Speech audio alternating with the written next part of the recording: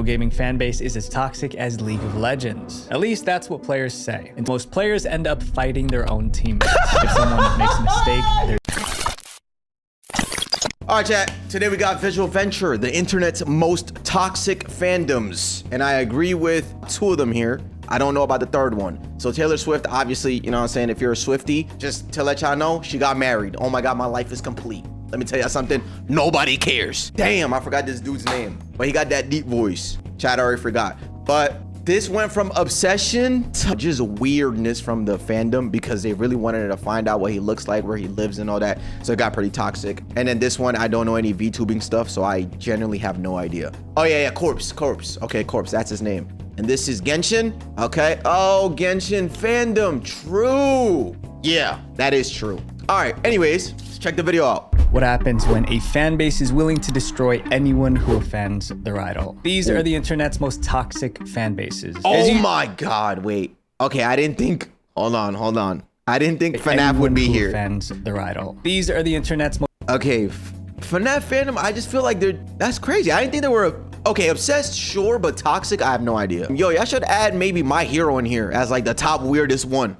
As usual, we'll rank them from least to most disturbing, reveal some of the darkest things fans have done. Hey, if you guys are enjoying the channel so far, it would mean if you subscribe because it helps me get my videos out to more people. And I promise to do my very, very best to create the best possible videos I can for you. I'm Visual Venture and you are awesome. Swifties, the overprotective fan base. Oh yeah. So before we begin, I want to make it clear that this is not an attack on Taylor Swift or her fans in general, but there is a toxic part of her fandom that takes things too far. Almost every musician has overprotective fans. Like a warning or Taylor something. Swift, there are thousands of them, and they attack anyone who dares criticize her. In 2020, Taylor Swift released an album titled Folklore. As usual, music critics reviewed it, but one review made Taylor's fans mad. It was from a website called Pitchfork. And the interviewer was a woman named Jill. In her interview, Jill praised Taylor's songwriting, but she didn't like everything about the album, so Jill gave it an 8 out of 10. For most people, that was a positive review. That's good, bro. And mind you, it's just one review as well. Like this is just somebody that did a review and she rated it an 8. Why would this even make you feel some type of way? An 8 is actually not bad. Swifties, an 8 out of 10 was unacceptable. It was an insult. Taylor's fans started ranting online, complaining about the review. And one of them came up with a bizarre theory, which was that Jill and Pitchfork were trying to sabotage Taylor Swift. It's 8! By giving Taylor's album a lower score, Pitchfork would drag down the album's overall rating, also known as a metascore. Once that sabotage theory took hold, fans were mad and they attacked. First, someone posted Jill's personal information online. They leaked her phone number, her address, and even photos of her home. The doxing led to non-stop harassment. Jill got angry calls in the middle of the night. Some callers threatened to burn her house down. She even received death threats. Jill tweeted about how terrifying it felt. She said, okay, that is pretty terrifying. Cause chat, yo, your whole name is out there. Your phone number, which is fine because it's a phone number. You could kind of just block it, get a new one. It sucks, but you know, you could kind of get away with that. Like that's like whatever. Like, damn it, my phone is out there. Cool. The name is one thing, but bro, your house, bro, a literal picture of where you live. Talking about, yo, this you, bro? You know how they be talking about like, yo, this is your IP address? No, this is your house. Look at your house right here, bro. This is you. That's actually really scary, bro. Nah, this is weird. Bro, for an 8. Wow. Suck to be scared of every person milling outside or feel like you can't answer the phone. All of this happened because Jill gave Taylor a good review, but it wasn't good enough. Not enough. But Jill wasn't the Swifties' only victim. In 2019, comedians Desus and Mero appeared on The Tonight Show. During a guessing game, Mero made a joke. Some Swifties didn't find it funny. They felt Mero was insulting Taylor's looks. Within hours, the comedians were getting death threats. One crazy fan even threatened Mero's kids. It was so bad that the FBI got involved. But Swifties don't just fight outsiders, they attack their own. That's what happened to a woman named Rita in 2019. Rita wasn't a regular fan. She was so devoted that she ran a Taylor Swift fan page. Her room was filled with Taylor Swift merch, and she posted videos of herself singing. See, but this is how, like, this is what I don't understand, chat. Yo, if you have a favorite artist, I get it. If you love their music, I get it. But what I don't understand is where the obsession comes from. I never understood that. Like, what does the artist do? What did the artist do? What did the music No, not even the music, cause like I get it. If the music was relatable, it made you feel something. It made you like, I get it from the music's, you know, point of view. But the artist, what did the artist do for you to become obsessed? Where like you need everything. I understand the fan pages even. Like, yeah, that's cool, bro. You want to support your artist, make a fan page and post about them, or right? Like, I get that, but it's the obsession part. What did this artist do that you are now completely obsessed and your entire life revolves around it?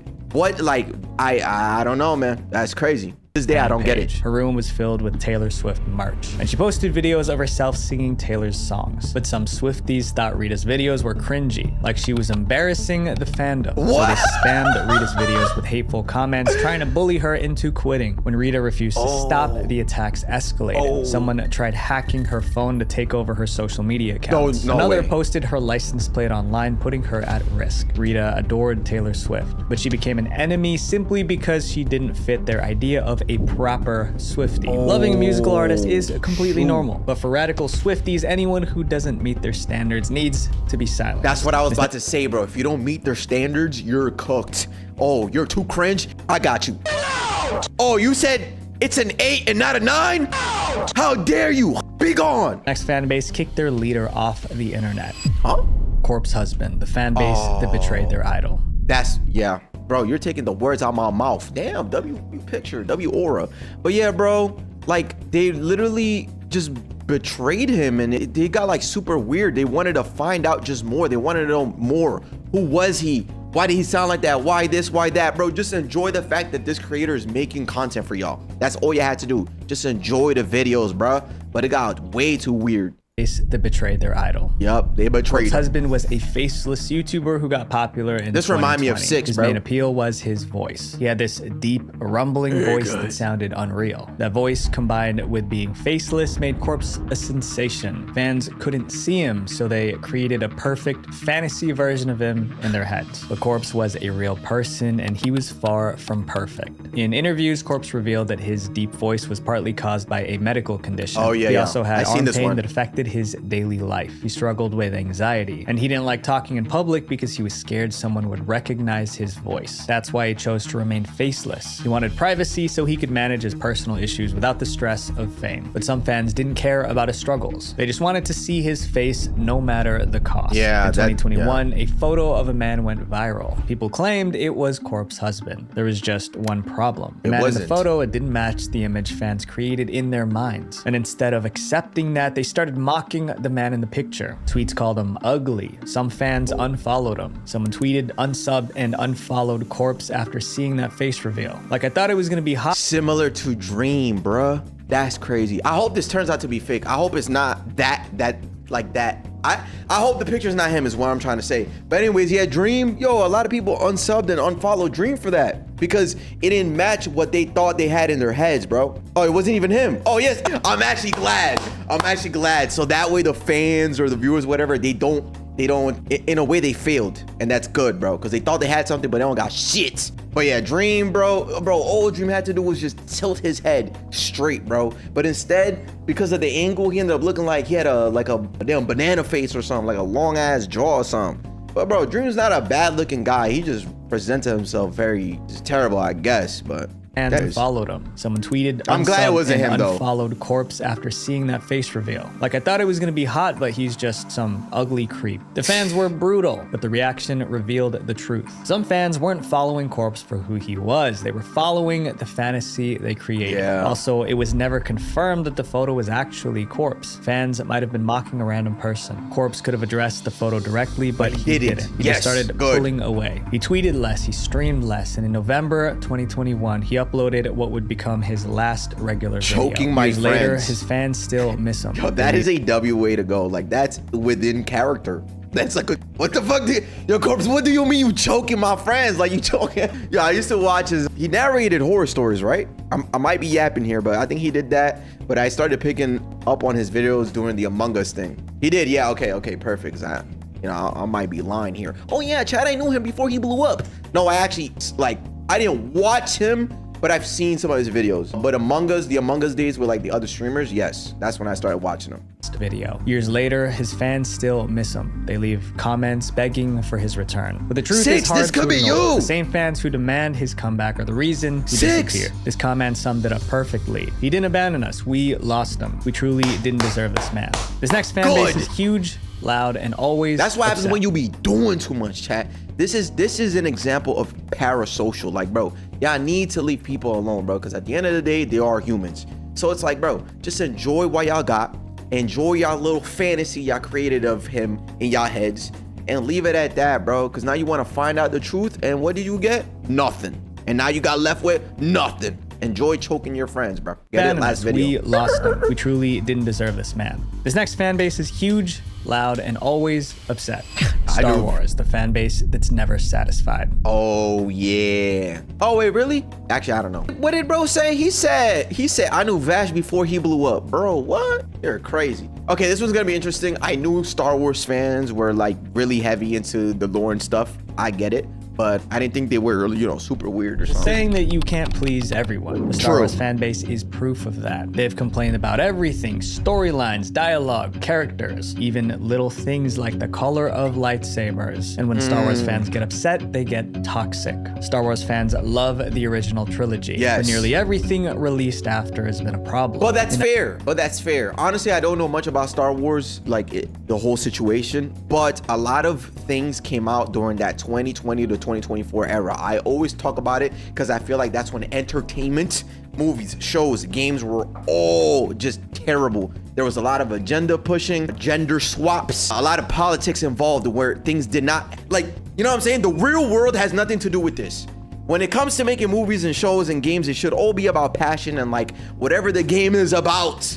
But they took too many like real life elements to try to throw it in there. So again, I don't know what's going on with Star Wars, but if we're talking about the things that came out during that four-year period, I will agree that it is shit. And that goes for DC, Marvel, video games in general, and Star Wars, bro. They're all dog shit. Anything that happened during those years, trash. Except maybe Spider-Man, the one with the 3 Spider-Mans. That shit was fire. Peakness. All right. In 1999, The Phantom Menace hit theaters. Oh, it was the 99. first movie after the original trilogy. It was also the first Star Wars movie in 16 years. What? Fans were excited until they actually saw the movie. Many hated the film. They felt it didn't capture the spirit of the originals. The backlash was so intense that it nearly ended the franchise. Disliking a movie doesn't make someone toxic. That's But how some 99, fans bro. That's expressed back their there. Anger was ugly. They started harassing the actors. Ahmed Best, the actor who played Jar Jar Binks, was their first target because they hated the character. They made Ahmed their punching bag. Ahmed's phone number was leaked. His answering machine was filled with death threats. Over time, the harassment broke him. Ahmed became depressed. He was scared to leave his apartment. Jake Lloyd, the child actor, was the next target. He played young Anakin Skywalker. Being a child didn't save him. Some fans hated his acting, so they tried to find his address so they could camp outside his house and confront him. That's cool. Let me say that. Let me go back, bro.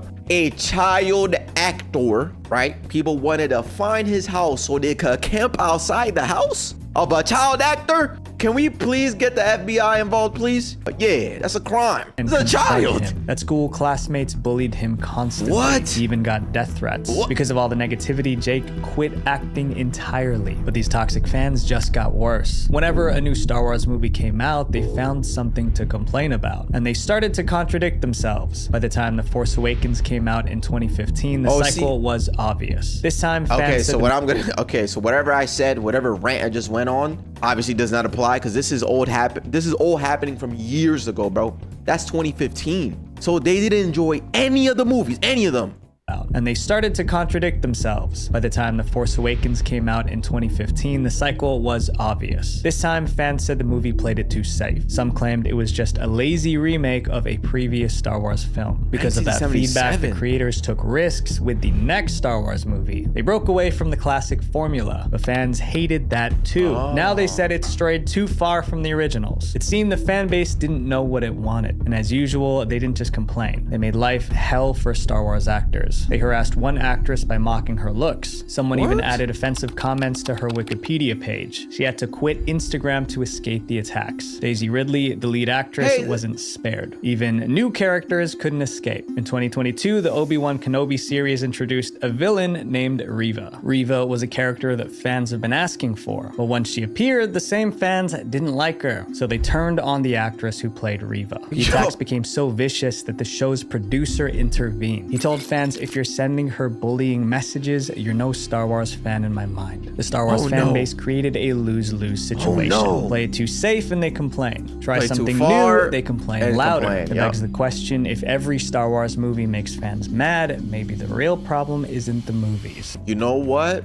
I actually hate this. Fans mad, maybe the real problem isn't the movie. You know what? Yeah, so going back to that era, that 4-year era of 2020 to 2024, this was a common thing too. They would, for example, the Marvels, right? The Marvels was so dog shit to the point where like the actors and the directors were saying like they were coming at the viewers basically. And no, why would you come at the viewers when in fact you just made a dumbass, trash ass movie? But in this case, after hearing all of this, I do think it isn't the movies, bro. It might be y'all. Y'all are wildin'. Some movie franchises actually start out this way, which is so dumb because the prequel trilogy is loved, called iconic even, and they treat it like this when it released. When I think of those types of Star Wars fans, I think of a Reddit mod. I agree. That is true. VTubers, the parasocial fan base. Oh my God, VTubers. I love VTubers. Yeah! Six, this is all about you, bro. Yo, Six, deep voice. You're a VTuber? Bro, you could be the next corpse. That's just me though. VTubers, the parasocial fan base. This is big, by the way. For those of you guys who don't know what a VTuber is, a VTuber stands for virtual YouTuber. They are streamers who appear online as animated characters instead of showing their real faces. Think of it like digital cosplay. Each VTuber plays a character, and fans enjoy the show. But for some fans, watching VTubers isn't just entertainment. Some viewers get obsessed with VTubers. Yeah, and I think it's the same thing that had to do with Corpse. Corpse had that. Well, Corpse only had his voice, right? Did Corpse ever do VTubing? That would actually be pretty fire. But anyways, he had his voice and people wanted to find out what he sounded like. In this case, they have a VTuber model, so they want to know what they look like because all they have is technically their voice. With VTubers, these obsessed fans are known as unicorns. To unicorn, their favorite VTuber isn't just a character on a screen, she's their virtual girlfriend. In order to maintain that girlfriend fantasy, the VTuber must stay single. She can't flirt or even speak to another man. If she does, they feel betrayed. And when these obsessive fans feel betrayed, the reaction can be explosive. No VTuber learned that lesson harder than Rushia. Rushia was one of Japan's biggest VTubers with over 1 million subscribers. But many of Rushia's fans were unicorns, so they treated Rushia like she was their girlfriend, like she belonged to them, and that almost ruined her life. The issue started on February 10th, 2022. Rushia started a live stream in the middle of her broadcast. Wait, sorry, did they say this is in Japan? Because I can see this being a thing for sure. Oh yeah, exactly. It's because idol culture. Correct. Yes. I think that's exactly, exactly what it is. I could definitely see this thing being something in Japan. But yeah, very interesting, bro. I actually learned something new, bro. If you watch a VTuber, you're a unicorn, and there are things you can and cannot do. So Mr. Six Stories, right?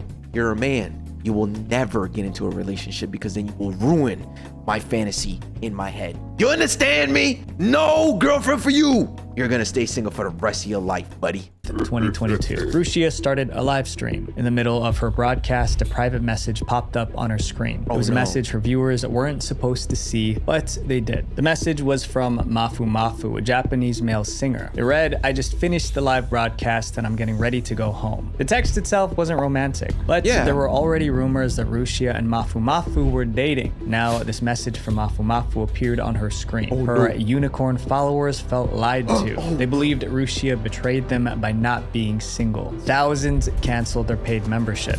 Some destroyed their Rushia merch. A few even sent threats to both Rushia and Mafu Mafu. Rushia tried to calm things down. She swore she wasn't dating anybody, but they refused to believe her. To prove her innocence, she posted a screenshot. It was a chat between Rushia and her manager confirming she was single. But posting that chat cost Rushia everything. Like most VTubers, Rushia was signed to a talent. I was just about to say that, because if she Well, actually, I don't know. I might be yapping, but this is immediately what came to mind. If she posted that conversation with her manager, I'm assuming it showed the name of the manager or something, which they can then look up the manager, see the company he manages, and then I guess like in a way find out details about the VTuber. Oh no. To a talent agency. The agency had strict confidentiality policies. By posting that private chat with her manager, Rusia broke her non-disclosure agreement. Oh, wait. So the agency fired her. Just like that, Rusia lost her platform. No. Not because she hurt anyone, but because her toxic fans pushed her so far, she broke the rules trying to defend herself. Later that year, another VTuber had a similar problem. In August 2022, a VTuber named Crony streamed a gaming session with several male VTubers. But most of Crony's fans were unicorns just like Rusia's. These obsessive fans hated seeing Crony interact with those male I've seen this VTubers. one before. They bombarded her live chat with insults. To escape the hostility, Crony took a 2-week break from streaming. But when she returned, she took a different approach. Instead of trying to appease her fans, she stood her ground. She tweeted, "After much consideration, I decided that I will be collaborating with whoever I want." The fact that she had to post that shows how controlling and toxic some VTuber fans can be. The members of this next fan base just can't get along. League of Legends, the fan base that hates each other. Bro, this is the fan base that hates each other, that hates the game itself, that hates life, that hates everything. No, literally everything. League of Legends players hate everything and they can't get off the game. And you know what's actually crazy? I understand that, bro. This was me with Overwatch or Rivals or anything team-based, I feel like. But it's not team-based. Well, League of Legends isn't team-based. But you get what I'm saying? You could play a game and complain while playing it, but you still love the game. But this is a different type of complaining. I don't know. They just really like their game to the point where they hate the game. Base just can't get along. League of Legends, the fan base that hates each other. No gaming fan base is as toxic as League of Legends. At least that's what players say. In 2024, a survey asked gamers which fan base was the worst. Oh my God, 36%, bro. Wait, I actually want to look at this list. Among Us. Why Among Us? What? Call of Duty's pretty toxic, of course. But yeah, it's always been toxic, but I think it's just part of its community. You get what I'm saying? You have to just blur everything out on Call of Duty, but nobody means it. Fortnite, it's not toxic, bro. League of Legends for sure. I thought PUBG would be up there. I thought Overwatch would really be up there. I'm not gonna lie. Valorant should be up there. Only 4%. Really? Okay. They asked gamers which Minecraft fan is base low. was the worst. Minecraft is around 36%. not even 1%. What makes this fan base so bad? It's about how the players treat each other. League of Legends is built around teamwork. 5 players join forces to beat another team. Oh, so it is teamwork. So I was right. So then it goes back to what I was saying. Any team-based thing where your teammate's not doing enough or whatever. Again, for me, it was Overwatch. Then it was Rivals. But yeah, you always say, "Oh, you're so shit. L healer, L this, dumbass tank, whatever." But yet you keep playing. Working together, but most players end up fighting their own teammates. If someone makes a mistake, their teammates explode. Players scream insults in the chat. Others go even further. They int. Inting is when a player deliberately dies over and over in the game. Intentionally feeding, that is something that constantly happens on Overwatch, bro. And back during the Overwatch 1 days, it was picking Torbjorn. Like if you picked him, yeah, I like you were intentionally feeding. Over in the game. They do this to either troll or punish their own team. Either way, inting ruins the game for everyone. Yep. Riot Games, the company behind the league, has tried to control the toxicity. They ban aggressive players, they added mute buttons. They even created a system to reward good behavior, but none of it worked. By 2020, 98% of players said that they have been harassed in-game. 98% is nearly every player. The players are this toxic during casual matches. Imagine what happens when money is at stake. League of Legends has massive esports tournaments, and these tournaments offer millions of dollars in prize money. The most famous team in League is T1. They've won countless championships, and their star player named Faker was insanely skilled. Nice. Fans called him the Michael Jordan of esports. But in 2020, the same fans who idolized T1 turned on them. That year, T1 failed to qualify for a major tournament. Fans blamed the team's blames coaches for benching Faker during the qualifiers. What? The coach who benched Faker received death threats. Other players began getting threats as well. T1 CEO had to plead with fans to stop. Some fans ignored the warning. By September 2020, T1 started tracking down those behind the threats to take legal action. This wasn't the only time fans turned on a professional league team. One team. To be fair, I see the frustration. I would need more context behind why he was benched. But if he is your star player and you want to qualify, like, I understand him, you already made him, like, y'all already made it, and y'all are playing in a game with multiple rounds and y'all bench him for like a round or two or a game or two, I get it. But if it's the qualifying match, bro, come on, don't bench your best player. Qualify first, make it there, bro. And then bench him or wait for the perfect moment. I don't know. I'd say that is an L decision on the manager. But again, I don't know the context behind it. Weapon in the mail. It was supposed to be what? Hold on. What the hell are you talking about? A professional league team. One team received an actual weapon in the mail. It was supposed to be some kind of warning. It's no wonder so many consider League of Legends the most toxic fan base in gaming. Up next is a fan base that operates like a mob. Genshin Impact, the fan base that bullies. Yeah. The game Genshin Impact is more popular than people realize. It launched in 2020, just 5 years ago, but it already generated over $6.3 billion in revenue. More than 11 million people play the game every month. That's the population of a small country. But a game this big attracts all kinds of fans. I always thought this game as like the perfect game for those people that love, you know, anime, VTubing, by the way, because of the models. Like these characters look literally like VTubers in a sense. So if they can get attached to a VTuber based on their model, I feel like they could get attached to these characters, especially their voice and all that, bro. And that's just based on the characters, not even the gameplay. I don't really know much about the gameplay, but yeah. Zenlazo Zero is better. I want to say true, but I don't know. What about Honkai Star Rail? That's fire or no? Because we got approached to do a sponsorship, and that was when they were a mobile game, I believe. And we looked at it and we were like, yo, I would actually be down to play this game, but I don't know, we never like actually took it. But then it became big. Kinds of fans. Some of them are notorious for bullying, and sometimes they attack for surprising reasons. It's exactly what happened in 2022. An artist posted an illustration of Kaya, one of Genshin's main characters. It was just fan art, nothing controversial. But the artist made one mistake. Kaya's skin tone was lighter than usual. That small error caused chaos. What? Hardcore fans demanded. Hey, what the hell? Off the skin tone. Now remember, I only spoke about the characters, right? And this is based on a character. You see how they became attached to that character? Therefore, I was right. Anyways, the skin tone was a little darker. Oh, you don't like melanin. Get your ass in the back of the... Sorry. Hardcore fans demanded the artist delete the drawing. One comment said, draw him correctly or don't draw him at all. It looked good! Some fans went further. Someone stole the drawing, darkened Kaya's skin,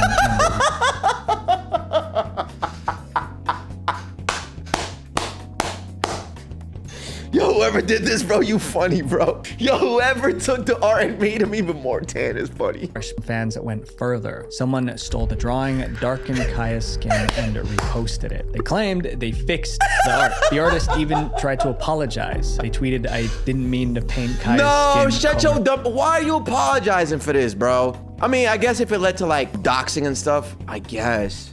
But, bro... I didn't mean to paint Kaya's skin color brightly. What? No, bro, like, this is so annoying. This is annoying, bro. I want to be like, yo, what the fuck are y'all complaining for, man? Ew, chill, I can fix it. It turned into this color unintentionally. I'm sorry for making you feel uncomfortable. The apology didn't end the harassment. The attacks continued until the artist deleted their Twitter account. And this case was just the beginning. I'm standing on business. Attack artists over little things, like drawing a character in the wrong outfit or the wrong pose. But it's not just artists who get attacked. Even actual employees working on the game have been targeted. In 2021, Genshin added a new character named Kokomi. Jesus Christ, what is that name? Hold on. Sango, can y'all see that? Sango no Miya, Kokomi. Okay. What? Character named Kokomi. Unfortunately, some players didn't like her, but they didn't just complain about the character. For some twisted reason, fans attacked the voice actress who played Kokomi. She was live streaming when the insults started. Her chat was filled with hateful comments. It got so bad that she had to turn off the comments. Remember, this voice actress was just an employee. Later, she posted that she only wanted a relaxed and happy environment, but the Genshin mob didn't back off. And this wasn't even the worst moment that year. In September of that year... What was the complaint of the character? Y'all didn't like the character, so y'all harassed the voice actor or actress, the VA, whatever. Yo, Genshin Impact dumbasses out there. That's why, bro, my mic died. Anyways, bro, word to everything I love, bro. If y'all ever try to come at me with some dumbass shit like that, bro, I swear to God, bro, I'm spitting on all y'all faces. You guys are weird, actual weirdos, bro. Legit weirdos. You didn't like a character, so you harassed the person by, not even behind the character, which it doesn't. Bro, it's a voice actress. She ain't do nothing. Comments. It got so bad that she had to turn off the comments. Remember, this voice actress was just an employee. Later, she posted that she only wanted a relaxed and happy environment, but the Genshin mob didn't back off. And this wasn't even the worst moment that year. In September of that year, Genshin celebrated its first anniversary. Fans expected huge rewards, but when the rewards were released, many were disappointed. They felt like the rewards weren't good enough. This time, they didn't just make hateful comments online. They tried to sink the whole ship. Thousands of Genshin fans went on the Google Play Store and review bombed the game. They all left 1-star reviews. On the Play Store, apps with low ratings can disappear from search results. So by review bombing the game, these fans were trying to bury it. The game's rating dropped from 4.5 stars to 2 stars. However, Google noticed what was happening, so Google deleted the fake reviews. But the fact that Google was trying to save the game made fans even angrier. Now, Genshin fans started review bombing Google's apps like Google Classroom. More than 20 apps across the Play Store were filled with fake negative reviews. The war only ended when the developers of Genshin Impact gave in. They added extra rewards to calm the fans down. I love that. You know what? I didn't agree with y'all, like, you know, actions back then, back here with like harassing actual people, but this I actually support, bro, because it's companies. Well, obviously Genshin Impact is a gacha game, right? So technically they kind of come after your money regardless. It's all about spending money on these characters. And that's what I hate, when it's all about stocks. It's all about revenue. It's all about money. Money. And it's never about the players. It's never about like passion, and you get what I'm saying? So the fact that they did this is beautiful, bro. I feel like a lot of gamers need to do that whenever they're dissatisfied with what a game is doing, which we've actually seen it happen a lot, especially with Overwatch. I keep bringing Overwatch, bro, because that shit was really part of like my gaming experience, and it died.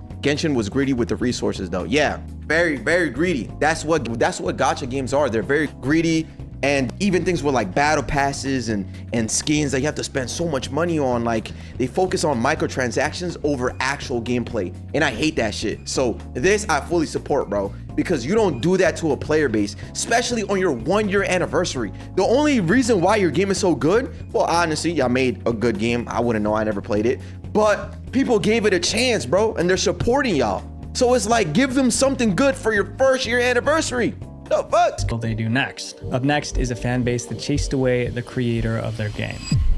Five Nights at Freddy's, the feral fan base. That's crazy. Five Nights at Freddy's launched in 2014. It was an instant hit. Players took on the role of a night guard trapped in a haunted pizza shop. The game was filled with clues and mysteries waiting to be solved. The community grew fast, but as the fan base exploded, so did its darker side. The game was created by Scott Coffin, and in the early days, Scott was very active in forums. Scott listened to fans and shaped new games around their ideas. Fans loved having that connection, but the closer Scott stayed to the community, the more demanding it became. In 2015, FNAF 3 and 4 were released, but fans thought the games weren't scary enough. Others thought they were too easy. Okay, maybe 3. 3 was more of a mechanic thing, understanding the mechanic of the game. I think I was less jump scared here. But 4, I feel like was really good. And it's literally a nightmare. Like they had the nightmare animatronics, bro. What? 4 was the scariest. I agree 1,000%. Fans attacked Scott directly. One What? fan even went after Scott's family. What? I mean, imagine threatening someone's family over a game. But the attacks didn't stop there. Later that year, Scott released the first Five Nights at Freddy's book. His co-author was a woman named Kira. But fans couldn't find much about her online, so they concluded she didn't exist. They accused Scott of lying and attacked him again. Scott later clarified that Kira was a professional writer, but he told her to make her accounts private because he expected weirdos and creeps to stalk her. That means Scott Yu-Gi-Oh realized card. how toxic the FNAF fandom was becoming. Here's my trap In card. 2016, it got worse. Scott launched a spin-off called FNAF World. The game was buggy, so fans hated it. Scott took the game down, fixed the issues, and re-released it for free. But fans kept criticizing Scott, calling him a sellout. When Scott deleted the worst comments, they accused him of censorship. He simply my couldn't win God. with them. By 2021, he had enough. He stepped away from Five Nights at Freddy's completely. After Scott left, new developers took over to keep the franchise alive. But the toxic fans treated them even worse. In 2024, a fan project called FNAF in Real Time was canceled. The developers revealed they were receiving threatening messages from angry I heard about fans. this. The harassment shook them so much that they abandoned the game too. The community that made FNAF a hit was tearing it apart. One FNAF fan on Reddit said it best: "We literally can't have anything anymore." Yeah. Friends, being a fan of something This is isn't what an I mean. excuse to hurt This people. is what I mean about just enjoy the game. Or the show or the movie or the character or the VTuber or whatever it is. Just enjoy it and like be grateful for more and more content that's being released. Now obviously you could be a fan, you have your own opinions, but when you take it that far, bro, these are actual humans. Now you ain't getting shit. FNAF Security Breach 2 or something coming out soon, I don't know. And a movie. People. If there's one thing to take away from this video, it's this: we can enjoy good things without tearing others down. Thank you. Visual Venture. W video. Hey, I ain't gonna lie. W video, bro. My like emotions came out in this one, bro. Word to, why are we exposing, doxing people, disrespecting them? Like, what are y'all doing? Like, respectfully, what the hell are y'all doing? What do y'all get from that? Nothing. Way worse comes out of it. Nothing. Somebody could retire. Somebody could just stop. AKA a corpse. He done. Yeah. Goofy all fan bases. W video, shout out Visual Venture. Yeah.